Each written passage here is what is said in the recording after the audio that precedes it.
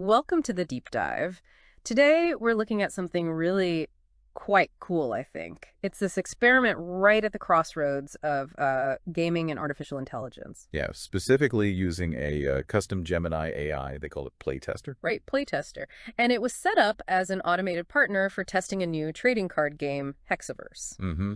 And for our sources today, we had the raw materials, the game's rulebook, the UI reference, and importantly, the card databases. Yeah, supplied as plain text and CSV files. So our mission really is to dig into how well this AI could actually grasp and, interact with what seems like a pretty complex game system. Exactly. How deep does its understanding go? Okay, let's unpack this. So setting up Playtester, it involved loading in all those core game files you mentioned. And the format there is actually quite important, isn't it? It really is. For anyone listening who might be thinking about training specialized AIs, the key here was using plain text and CSVs. Right, especially splitting different card types into individual CSVs, saves on memory, helps the AI process things. Exactly. It's like giving it a neat index library instead of just a huge pile of books.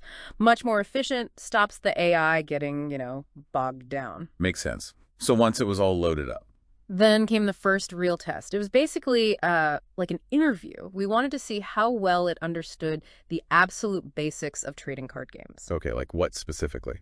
Things like basic gameplay flow, how to actually read a card, understand how cards work together, synergies, and even basic deck building ideas. The foundational stuff. And how did it do? Honestly, pretty impressive. We asked it to explain the game like it was talking to a primary school student. Ah, the classic simplify test. Yeah. And it gave a surprisingly solid rundown, covered characters, boosts, actions, and it got the win condition right. Make your opponent run out of cards 3 times. Okay, so it understands the core objective. What about reading the cards? Spot on. It pulled random examples for each type. An action card, timeline shift, a boost, sunlight sphere, and a character, C4 mode, air. Got them all correct. Nice. Accurate data retrieval. But the synergy part, that's where it got really interesting, I thought. It earned like a perfect 10 for discussing the Crimson archetype. Ah, Crimson. So it understood the specific playstyle. Totally. It specifically highlighted how crucial the Crimson Jukebox card is for enabling other powerful CV boost cards.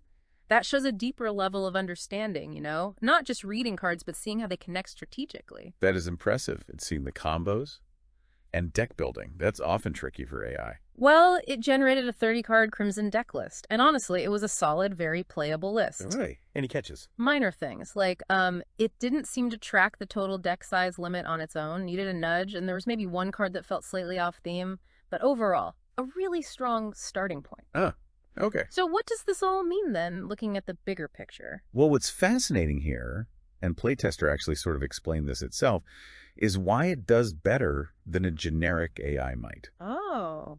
It said basically that general language models focus mostly on generating text. They might struggle with the dynamic state of a game. Right. Things constantly changing. Exactly. But a custom gem, designed as a playtest assistant, has direct access to that structured information we talked about, the rules, the card data, and the specific tools to process and apply those rules step by step. So it's not just talking about the game, it's built to use the game's logic. Precisely. It's less about language generation and more about rule-based execution informed by the data. This custom design really is the key takeaway, I think. Yeah, that makes a lot of sense. And the overall score reflected that. It got, a 9.125 out of 10? Mm-hmm. Which is pretty remarkable. It shows strong rule and card comprehension. Definitely. Suggests it could probably play the game effectively without needing even more files fed to it. Which is a big win for game development, potentially speeding things up. But you can see applications way beyond games, right? Any complex rule bank system could benefit from this kind of tailored AI assistant for design and validation. Absolutely. Accelerating design cycles, prototyping.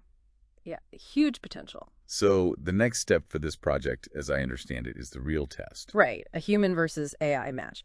Pitting that human resourcefulness against the AI's processing power, that should be interesting. Definitely one to watch. Yeah. But, connecting this back to the bigger picture, it does raise an important point, or maybe a question for you listening. Yeah. While this AI playtester was incredibly capable in understanding the rules and cards, it's not perfect. There are still limits. Okay. Like what? Well, despite that high score and impressive performance, apparently one session had to be cut short. Why?